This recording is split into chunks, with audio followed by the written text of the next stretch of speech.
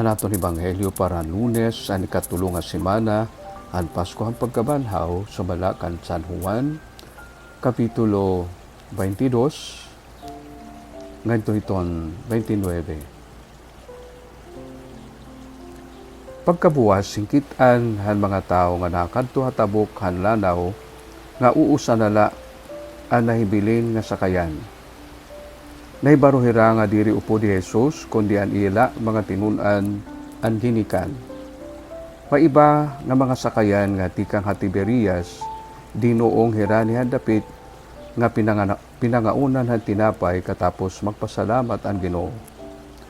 Pagkakitahan mga tao nga waray dito Jesus o ganiya mga tinunan, sinakahira hin mga sakayan nga kinadto ha Capernaum hin pagbiling ha iya. Han paghiagii kan Jesus, ang mga tao dito hatabok han lanaw, nagsiring hira iya, magturot do kakano ka pa abot nganhi. Nagbato ni Jesus, susumatan ko kamuhi tinuod, ginbibiling ako niyo, kay kinaon kamo han tinapay, ngan nagkabubusog kamo, diri tungod nga hinsabtan niyo, ang mga tigaman han akon gahom. Ayaw kamo pagkabudlay, tungod han pagkaon nga nadudunot, kundi pagkabudlay lugod kamo tungod ang pagkaon nga nagpapadayon na kinabuhi nga waray katapusan. Ihahatag ha iyuhan anak han tao, kay ginbutang ha iyahan Dios nga amay, ang karigunan han iya kagamhanan. Sanglit nagpakiana hira iya, ano man ang sadang namon buhaton, basi makatuman kami han mga ipinapagbuhat ha amon han Dios. Nagbaton Jesus, amo ini ang karuyag han Dios, ipabuhat ha iyo, sarig kamo han iya ginsugo. Kabugtuan, ang maupay nga sumat, han atong kataluwasan, pagdayawon ka, Kristo. Maupay nga baraan nga takna hayo nga tanan, baraan nga Pasko pa panahon han pagkabanhaw. May ada ko yung baruan nga siguro iton aton population na almost 5 billion na iton mga tao habugos sa kalibutan.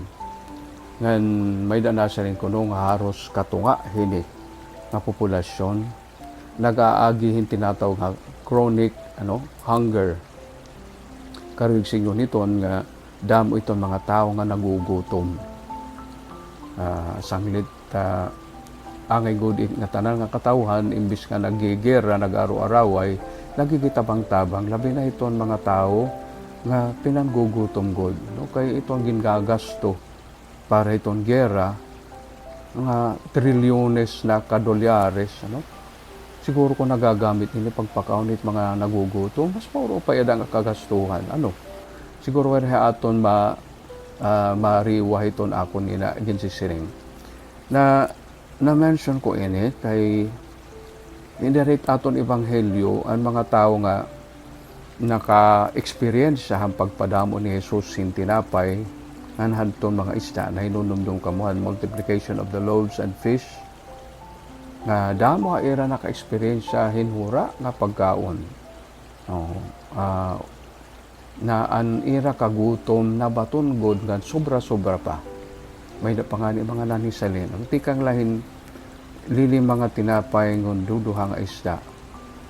Pero ito na aton yan na pamalandong han pag biniling han mga tao kan Jesus, nga ginsiring hira ni Jesus nga maarami kung kaino ginbibiling niya kay nakatilaw hira, naka-experience siya hira han tinapay nga iyan padamo. Pero nagsiring Jesus, ayaw kamo pagkabudlay han tinapay nga nagudunot la. Pagkabudlay kamo han tinapay nga naghahatag han kinabuhi nga dayon. Sa ini nga pamalandungon tangatanan kay hiyana nga panahon diri dako itaton gin kakaibhan han mga tao nga nagbibinilin kan Jesus. Kay pulong paman iton aton tinapay kaurugan la, tinapay paret lawas, o tinapay paret aton material nga mga kaupayan o pagkinahanglan. Nahingagalibot ka tao sa aton kalag. Inumda ko sa nga bata nga pinakian ha akon, Kaya no pa rin nga kinahanglang pakita na attender hit misa. Sino kaiya?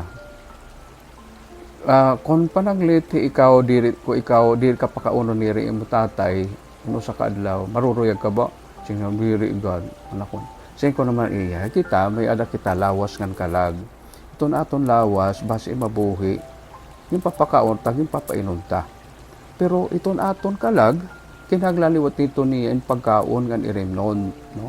Ganito niya pagkaon amo iton lawas sang Ginoo Hesukristo, iton niya irimnon amo an iya dugo di dahit misa, no? Bisan kun in nga lawas og dugo diri sugad it ordinaryo nga lawas og dugo, pero tinuod iton nga lawas og dugo kay tikang iton hanabanhaw nga Ginoo. Inukoy an bata. Pero sa ini kabugtuan ni kamatuoran diri la kabataan iton nahingangalimot o diri nakakasanto. Sanglit mabati kita mismo kan Hesus. Ayaw kita pagbudlay para lahan mga pagkaon nga nadudunot. Asay talugod paniguruhi nga diri kita gutom hatong kinabuhi nga kalagnon. Diyos amay nga makakarahon da makasalamat ang Eucharistia, da makasalamat ang Santos nga Misa. Din imo kami ginpapakaon an lawas ug dugo an amon Ginoo Hesukristo nga imo anak ang nagahatag amon ang kinabuhi nga dayon. Pinaagi kan Hesukristo nga amon Ginoo. Amen.